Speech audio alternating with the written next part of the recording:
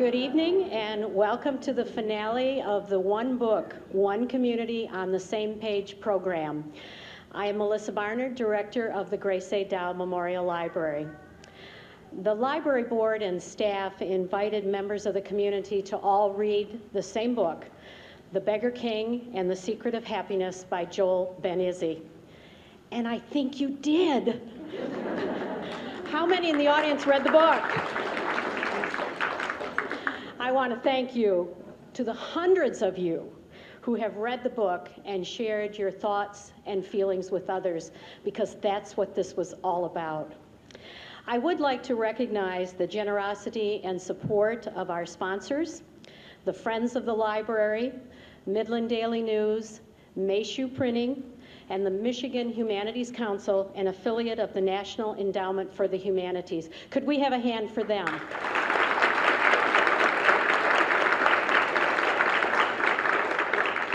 We are also very appreciative of the organizations that hosted book discussion groups around town. We had discussions at West Midland Family Center.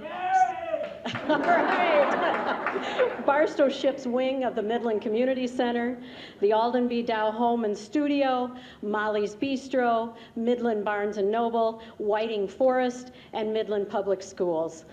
They were great places. We had wonderful discussions. We thank them.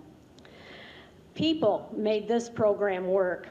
Our thanks to those people in the community who stepped up and helped us with those book discussions. We had Paula Carr, Craig Dorian, Ann Hurd, Kathleen Knish, Debbie Palmer, Rick and Martha Shaheen, Judy Stein, Molly Stewart, and Jack Telfer. They were just absolutely terrific, and I think they did a wonderful job leading our discussion groups and also helping with our taped book discussion that was shown on MGTV. The credit for the planning and organizing of the One Book, One Community on the Same Page really does go to the library staff. They put together, I think, a terrific program. Thank you also to the MCTV staff and Access user volunteers for their work on the taped book discussion and the taping tonight. By the way, tonight's program will be replayed on MGTV, and you can check the city's webpage for the dates and times or the TV guide that's included in the Midland Daily News. After the presentation tonight, we're holding a reception on the library mezzanine. We're going to open the door between the library and the auditorium lobby and head you upstairs. You can take the stairs or you can take the lobby. We have some wonderful refreshments for you, but we also have books and CDs that we will be selling, and the author, Joel Ben Izzy, will be more than happy to autograph anything that you have with you tonight. So we hope you'll take the opportunity to go up and meet the author face to face. Now I would like to introduce Joe Sova. Joe is a member of the Friends of the Library Board. He serves as their treasurer, and he's here to welcome and introduce our author and special guest, Joel Ben Izzy.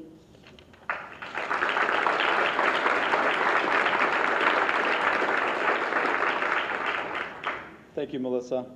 I first want to comment on what a daunting task it must have been to select a book that would engage and inspire an entire community. That is a tough task, and I think it served us well.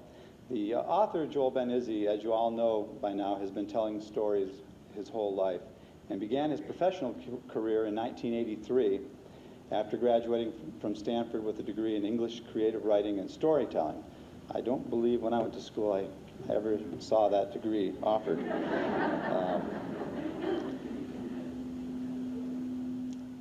He's been gathering and telling stories all over the world, and this evening he has come to us here in Midland.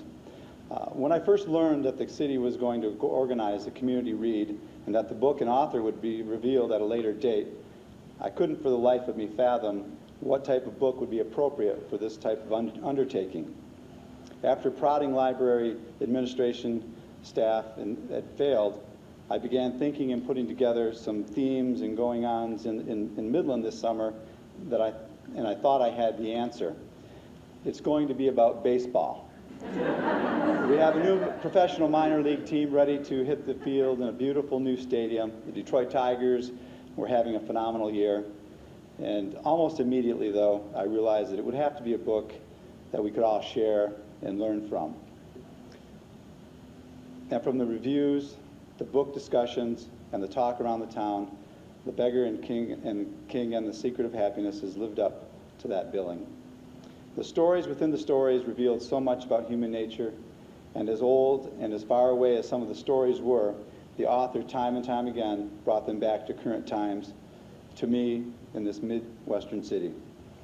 And that, to me, is one of the true values of stories. They are forever applicable if we take the time to notice. I found in reading The Beggar King and Secret of Happiness that my approach to reading this book changed within the first several pages.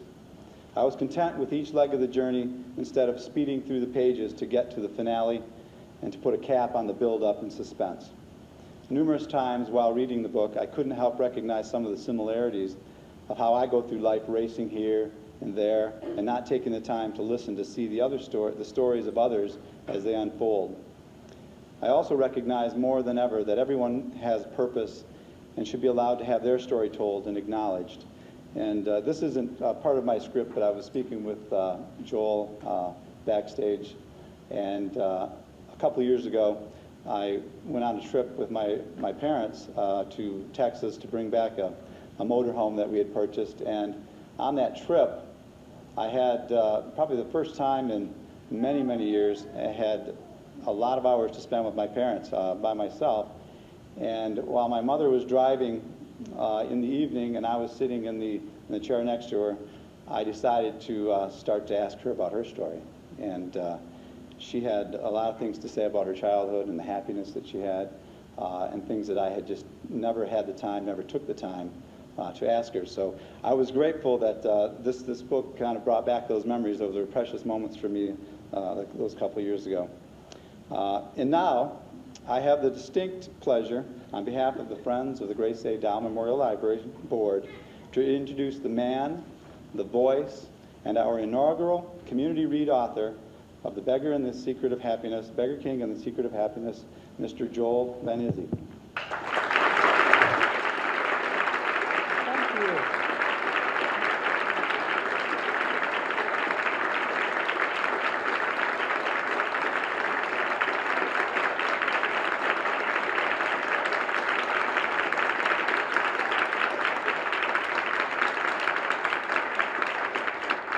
Thank you so much for that welcome, Joe. Thank you for that introduction.